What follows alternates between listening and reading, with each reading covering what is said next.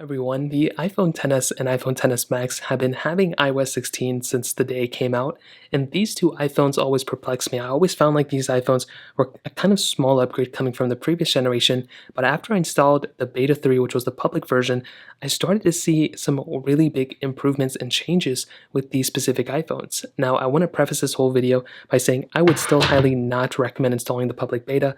I think it's a really bad mistake.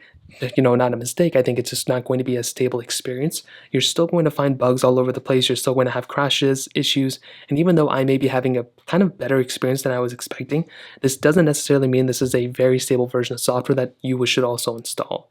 Now, starting off with that prerequisite out of the way, this update was actually pretty surprising to me, mostly because Apple has been continuing to push out these betas much faster than I thought. And I thought I took a screenshot of the public beta, but I must not have.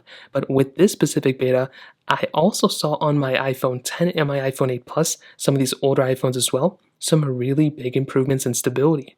So I do want to state, first of all, the iOS 16 beta on the iPhone XS so far has been probably one of the more interesting betas Apple made and one of the more important versions of software for this specific device.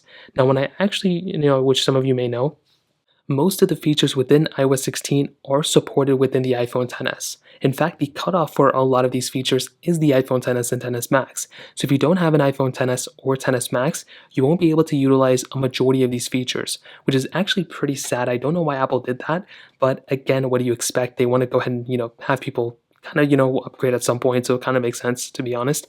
But with this version of software right now, I have been seeing a pretty big stability standpoint improvement.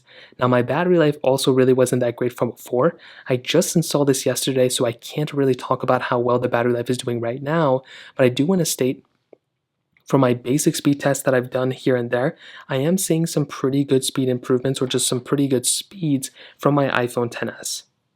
Now, I do want to go ahead and show you real quick between my iPhone 11 and iPhone XS, all the apps are cleared out and they both are on iOS 16. If we do phone calls, you can see the iPhone XS is still kind of slow, but it should give you a better experience overall than what you would expect from some other devices that are older. Especially on a Beta 3, I think it's doing a pretty decent job. Again, the iPhone 11 should be faster here and there, but the iPhone XS I think is still kind of keeping up, and I think that's a really important thing to keep in mind. And the iPhone 11 was actually a pretty fast phone, but from what I've seen, especially from the first beta, the iPhone XS really wasn't doing that great, and that was mostly from a battery standpoint. But right now, and even on Beta 2, I noticed that the stability wasn't doing as great as before, but I do think on this version of software with the public beta, it's kind of what you'd expect. I am no longer seeing those huge, massive waves of, apps crashing, apps glitching up. The only thing that I'm still kind of seeing is with the lock screen. Sometimes if you hold down on it, it can go ahead and kind of glitch out on the wallpaper.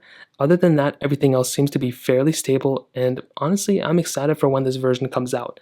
I think this beta 3 and the public beta are smoothing things out. They're supposed to be going through and cleaning things out. I don't want to see massive features right now. I would rather see that maybe towards the end of, iOS, or maybe like mid-tier iOS 16.